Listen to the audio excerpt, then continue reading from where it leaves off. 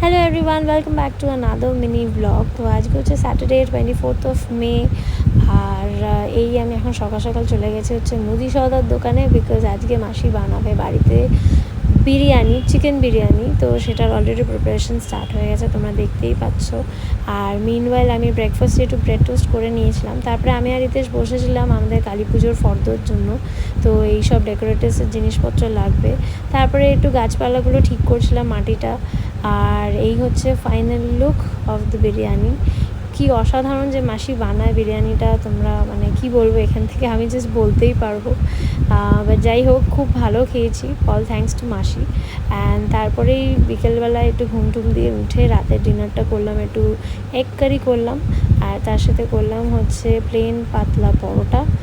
আর এইবার আমি আর রিতেশ রেডি হয়ে রওনা দিয়ে দিয়েছি, যাবো হচ্ছে কোয়ার্টারের প্রথমেই যাবো হচ্ছে কালীবাড়িতে, বিকজ মাকে সাজাতে হবে।